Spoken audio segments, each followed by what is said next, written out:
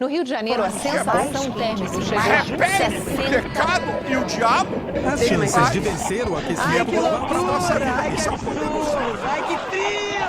Não é o fim do mundo. Um podcast em tempo de apocalipse climático e existencial. Olá, você está ouvindo mais um episódio do podcast Não é o Fim do Mundo. Eu sou a Nina Lemos e eu estou com a minha amiga Jo Halak na linha. Alô, gente, tô aqui direto do Rio. Nina, como é que tá aí na Espanha? Não fui para a Espanha. O delírio de ruína, gente. Eu quero falar uma coisa, que o último episódio foi sobre delírio de ruína. No meu caso, não é delírio, é realidade. Não estava imaginando a ruína. A ruína aconteceu na minha vida, o céu caiu sobre a minha cabeça, o apocalipse pessoal, ele veio, e nem é meu inferno astral. Eu tô tão maluca, e a conexão tá ruim, tá tudo péssimo, porque eu vou contar uma coisa pra vocês. Eu não fui pra Espanha. Eu era pra eu estar na Espanha de férias. Antes, tinha até uma parada na Suíça, numa casa que tem uma praia particular naquele lago famoso da Suíça, sabe? Só que como meu destino não é a riqueza, eu fui parar em Volta Redonda. E agora eu estou em Piraí. Piraí é uma cidade aqui do Rio de Janeiro, né? Subindo ali a Serra das Araras, a caminho de São Paulo. E a família da Nina é de lá. Eu já fui em Piraí, né, Nina? Eu tenho essa lembrança clássica da gente... A minha lembrança de Piraí é a gente tentando andar de patins da rodoviária até a sua casa e achando que a gente ia cair, uma se apoiando na outra, com patins velho. E a gente tinha tipo e a família da Nina é de 18 Piraí, anos. Né? Tinha tipo 18 assim, anos. Vou até falar assim, a minha mãe é idosa, a mãe da Jo também, né? Claro, a gente tem a idade que a gente tem. E aí a minha mãe teve um piripaque, teve um treco, aí eu tive que pegar um avião de emergência do Brasil. Ela tá melhor, tá, gente? Graças a Deus. Acabou que eu fui parar no hospital da Unimed em Volta Redonda, entendeu? Onde eu estudei. Então eu andava pelos corredores e falando, será que um dos médicos estudou comigo? Será que essas pessoas que agora são velhas eram meus amigos e não me reconhecem porque eu também tô velha? Enfim, gente, eu vou ter que escrever um livro com os últimos acontecimentos, então aguardem que vem aí, como diriam.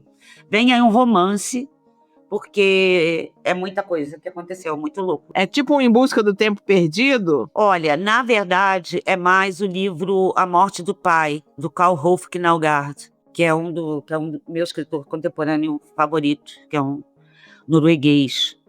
Porque realmente, gente, olha, vai vender sim, e assim, tem uns toques de realismo mágico, sabe, assim, tem umas coisas muito loucas, assim, rolando, e eu tô num lugar que toca uma Ave Maria, às 6 da tarde, sabe, é muito maluco, e a Nina gente, me manda áudios, que o fundo do áudio tem um galo cocoricando. E, gente, eu levava muito bullying aqui em Piraí, né, óbvio, assim, muito mesmo, nem existia essa palavra.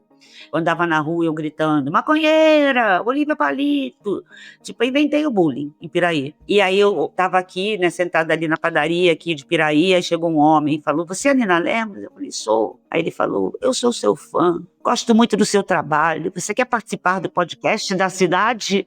Olha, Nina, você tem que ir. Então eu vou aproveitar essa deixa e falar para Piraí, para todo o resto das cidades do Sul Fluminense, para todo o mundo, que a gente tem uma campanha de financiamento coletivo no Apoie-se, no Orelo e no Patreon. Não perco a propaganda. Fortaleçam essa cidadã ilustre do Sul Fluminense, que na verdade, mas graças a Deus eu nasci no Rio de Janeiro, tá? Não tá na minha certidão de nascimento, mas aqui tá muito aprazível, tá tudo bem. E é isso, é bom a gente lembrar também, né, Ju, que às vezes o apocalipse é na nossa vida, né? E quando essas coisas acontecem é muito louco, porque a nossa vida vira de cabeça para baixo, você é sugado para um mundo paralelo do seu problema e a vida dos outros continua mais ou menos igual, né? E isso vai dando uma dissociação maluca, né? Mas sabe que eu tô gostando dessa parte? Eu tô até com medo de eu ficar aqui em Piraí pra sempre. Porque tem uma parte que eu tô achando ótimo, assim.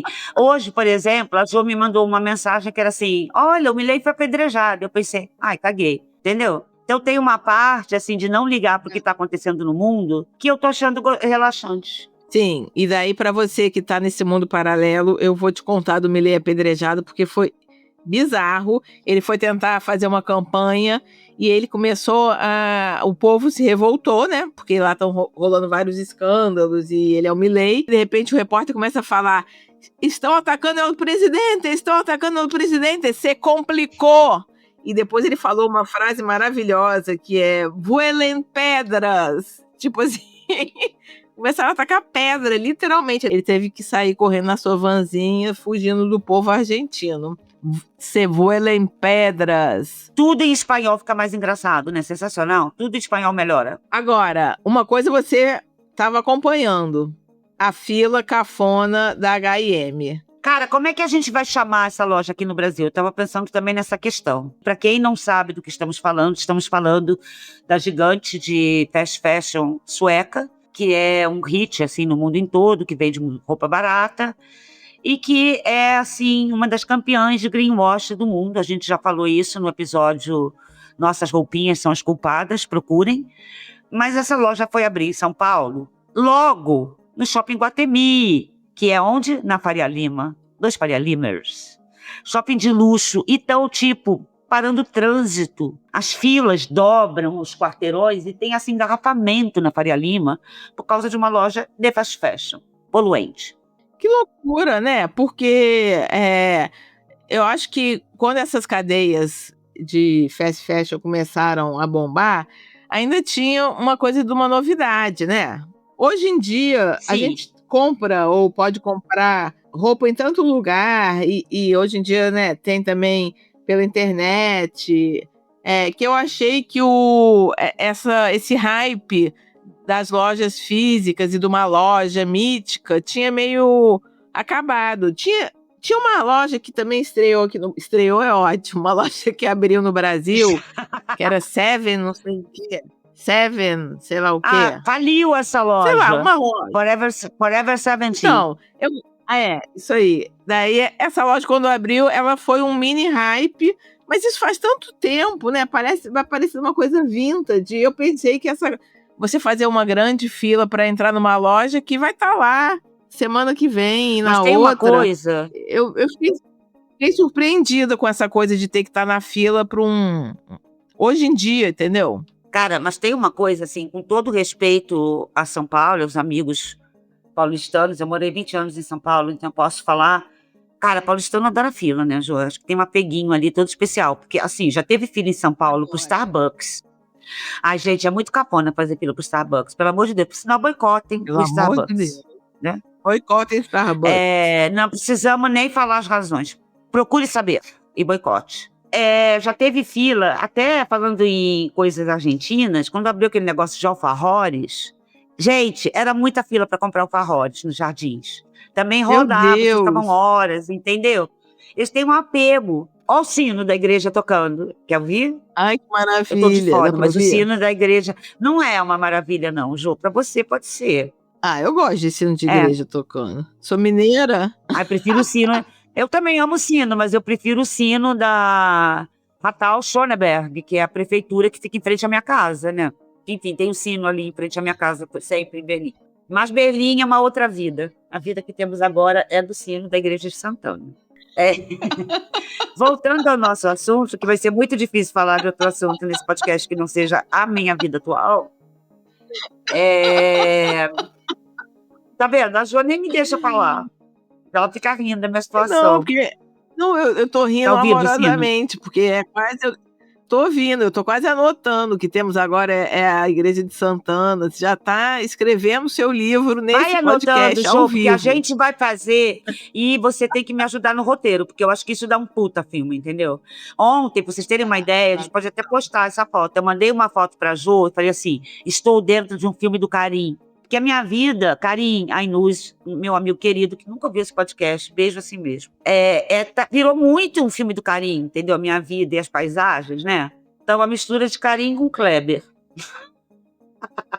Você tinha ido na rodoviária comer um pastel, né? Mas o pastel estava ótimo, pelo menos isso. Mas a rodoviária, gente, é um filme do Karim, Celso Sueli. Mas voltando ao H&M, que vai ser difícil, né? Por sinal, Joaquim Piraí, já achei uma loja ótima. O meu problema com H&M, com hype, gente, é o seguinte. Loja barata no Brasil tem 1 milhão em toda a cidade. Sim. Não é verdade? E, tipo assim, eu tô usando uma camisetinha, porque não tem vídeo, preta, normal. Uma camisetinha de alça. Uma camisetinha de alça você acha em qualquer lugar. Você acha no Camelô, na Rodolfândiga, na H&M, né? E é tudo igual, Jô, você não acha? Me surpreendo disso ainda ser um hype. Não sei se é porque pra gente, É, eu acho mas que a gente foi ficando desinteressada e a gente acha que isso datou, quando na verdade o consumismo e o surto tá continua toda, né? Total, porque eu acho que ainda tem uma coisa a mais no TikTok, porque ontem eu fiquei vendo vídeos da fila no TikTok e tal, que aí hoje, além de você ficar na fila, você, né, faz um vídeo da fila e posta no TikTok. Você quer entrar na loja, não é só para comprar uma roupa, para fazer um vídeo de você comprando a roupa e postar no TikTok, né? Eu até entrei no site, tá? Eu li aqui que o site está dando pau, é uma loucura. O site cai, entrega atrasando, sabe? Ninguém consegue entrar na loja. Aí eu vi um texto, que era numa revista séria, tipo Exame, eu acho, que era assim, dicas para conseguir entrar na H&M sem ficar muito tempo na fila. Tipo assim, tem hora, senha. Qual que era a dica? E de madrugada? Era o quê? Qual era a dica? Eu não li, né, Jota? Que é muito de mim. Assim, vou assumir, assim, eu sou muito pouco consumista atualmente, já falei nesse podcast, na história dele aí, que já temos uma história, que eu já fui muito consumista, hoje em dia eu não sou, eu já comprei, na H&M compro de vez em quando, eu tô até usando, porque eu não troco mais de roupa também, tá, Jô? Porque eu tô num corre tão louco, que eu tô usando a mesma roupa vários dias, eu durmo com uma roupa, acordo com a mesma e saio, sabe, quando você tá nisso, você já passou por isso, né? Claro. E uma das minhas roupas fixas é uma calça da H&M, que eu acho ótimo, por sinal, muito boa. Só que assim, de novo, tem coisa legal, barata em qualquer lugar. Eu já vi aqui em Piraí uma loja que eu já vou lá comprar, porque eu vim com uma mala de mão, que eu comprei uma passagem assim, de sexta para domingo, né? E joguei umas coisas na mala, numa emergência, né? Minha mãe tinha que hospitalizar minha mãe, né? E eu vi uma loja, uma H&M de Piraí, e já descobri. Blusinha, camisetinha, R$10, entendeu? Já tem um shortinho bonitinho de onça, R$15. Tem isso em tudo que é lugar do Brasil. E a gente tem essa coisa, né, realmente que a fast fashion tem, a gente já falou disso, como a Nina já lembrou, desse consumo excessivo e das montanhas de roupas que não são usadas e quanto o consumo de roupas aumentou mundialmente. E não é só a fast fashion, né? Se vocês forem lá no episódio que a gente fala sobre isso, as marcas de luxo também fazem esse greenwashing, não é uma coisa também de responsabilizar o consumo popular, né? Não é sobre isso. Agora, eu acho que vale a gente dar uma problematizada na H&M ou H&M, enfim, porque eu já vi muita matéria aqui falando, chegou a H&M, que maravilha, o que faz saber para entrar na loja, e vi pouca gente dando uma problematizada que eles merecem. Então, assim, a gente já falou em outros episódios, mas a gente vai lembrar aqui que a H&M é uma das campeãs mundiais de greenwashing, que é de fingir que é sustentável e é caô, sabe? Então, assim, vamos também, porque as pessoas... Eu não estou falando nem para não comprar, mas eu estou falando para ter a consciência na hora que compra, para saber, né? Não fingir que está tudo bem. Porque eu acho que já deve estar todo mundo querendo publi da H&M. Essa é a verdade, Ju. Por exemplo, eles têm uma linha chamada Conscious Collection, lançada em 2019, que ela já foi investigada pela Autoridade de Consumidor da Noruega, pela Holanda, sabe? Tem processo também em Nova York, nos Estados Unidos, porque eles vendem uma sustentabilidade que é falsa. E isso não sou eu que estou falando, isso são estudos de ONGs, de institutos que estudam sustentabilidade. E eles se vendem como os arautos da sustentabilidade. Eles têm, assim, prêmio da sustentabilidade H&M, instituto da H&M, e não é verdade. E vamos lembrar aqui, assim, também, não querendo criticar, mas criticando, que os garotos de propaganda da H&M, por enquanto, são Gilberto Gil, Anitta.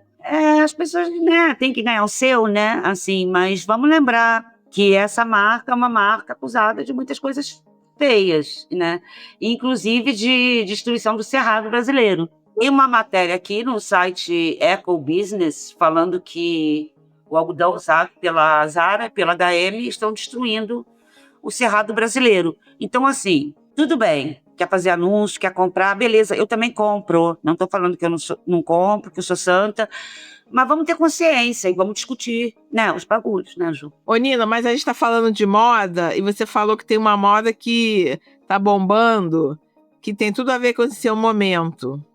A moda dos olhos cansados, a nova tendência do TikTok. Eu tô super na moda, gente. Eu pratico nesses últimos dias, na última semana, tired look. Sabia que tá na moda?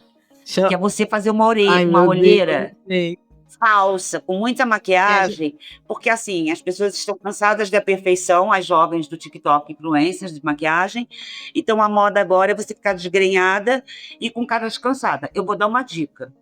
Tenha mais de 50 anos e seja cuidador de idoso, entendeu? Porque vai vir natural esse glow. Esse glow. Não é, Jô? Gente, eu amo isso, glow. É super, entendeu? Super me identifico, eu não preciso fazer nenhum look Trabalhando. da moda da olheira. Não, desnecessário. Que a gente trabalha, a gente cuida, entendeu? Então a gente não precisa, ele já tá em nós. Mas pelo menos a gente tá na moda, Jô. Sou feia, mas tô na moda, né? Aquela só tô cansada, mas tô na moda. E eu tô tão cansada que eu não tô acompanhando nada que tá acontecendo, Jô. Dá aqui um update. Eu sei que o julgamento do Bolsonaro começa em algum momento na semana que vem. Assim, Piraí fica 1h30 do Rio. Eu pretendo dar um jeito de ir no dia do julgamento final, o dia do juízo final. Eu quero estar com você, Jô. A gente vai estar junto nesse momento, né? Então, o que está acontecendo? Começa o julgamento do Bolsonaro semana que vem, mas hoje eu estava rapidamente olhando o noticiário e o que está rolando? Os deputados estão em surto, se organizando para conseguir a anistia, né? Porque eles se lembram quando eles fizeram aquela chantagem e ficaram mumificados lá no Congresso? E tinha o boato Faz que eles 2 semanas. tinham... faz 2 semanas só? Pois é. Pouco, No século menos de um mês, passado, gente, quando é os que as coisas acontecem muito rápido. Mas no século passado, quando eles se mumificaram lá para proibir o andamento das pautas que interessam a um país, né?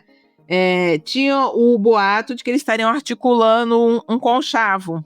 E não custa lembrar o óbvio que quem paga o salário dessa gente somos nós, povo brasileiro. Hoje eu vi, en passant, hoje eu estava vendo o noticiário rapidamente assim, eles dizendo que realmente eles iam conseguir pautar uns PLs que estão rolando, que eles são os PLs da impunidade, que falam que eles não...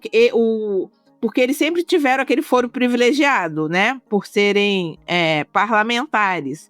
Só que... Gente, o isso é um foro privilegiado absurdo, era... né? O foro privilegiado.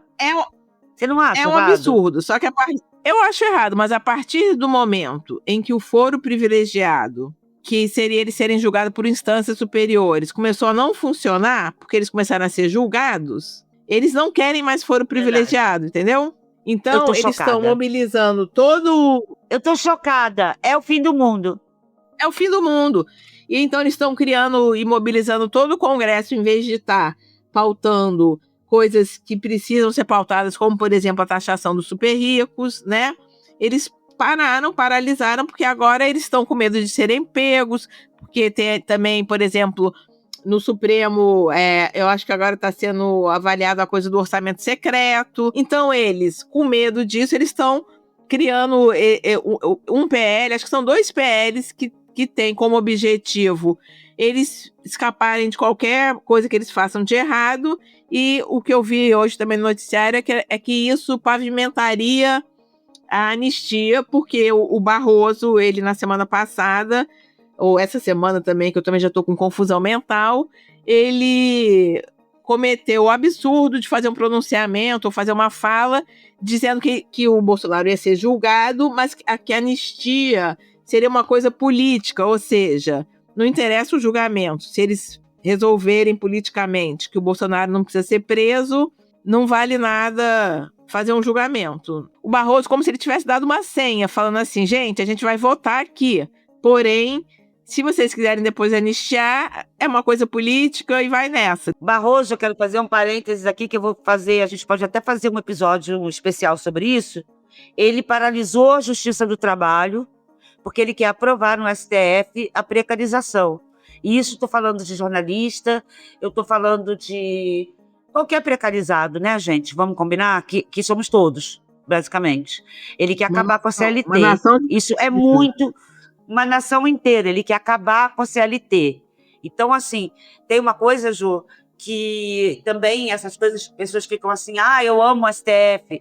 Tudo, gente, tudo na vida a gente não pode só ver um lado, né? Legal, Alexandre de Moraes está mandando bem, aí eu apoio tudo que estão fazendo para, né, punir golpista, punir todas as pessoas que tramaram contra a democracia, têm que ser punidas, é óbvio.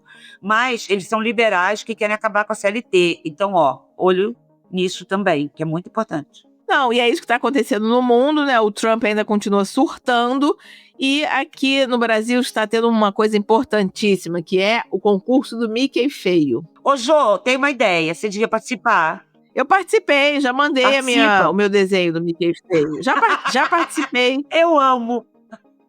Eu já participei. Eu amo. Gente, a Jô é muita gente que faz. E era uma personagem de uma menina uma artista lá de Recife, que chama Dani Brilhante, que em 2001 ela começou a fazer esse concurso do Mickey Feio junto com o Lorival Cuquinha, que é também artista plástico. E eu me lembro de ter ido e ficado maravilhada, que pessoas incríveis. E agora vai ter essa reedição do concurso no CCBB de São Paulo. Você pode ir lá fazer seu Mickey Feio concorrer. Ele fez junto com a Dani Brilhante e ele está conclamando os Findumunders a mandarem Mickey Feios. Toca aí o recado. Eita, pessoal, que bom estar aqui no Não é o Fim do Mundo, né? Alô, Findumunders, como o povo diz aí. Meu nome é Lorival Cuquinha e lá atrás, em 2002, a gente fez o primeiro concurso mundial do Mickey Feio. E o Mickey Feio era um personagem de Dani Brilhante e a gente começou a fazer concursos de Mickey Feio nas mesas de bar. O Mickey Feio mais votado ganhava e pagava conta, coisas assim.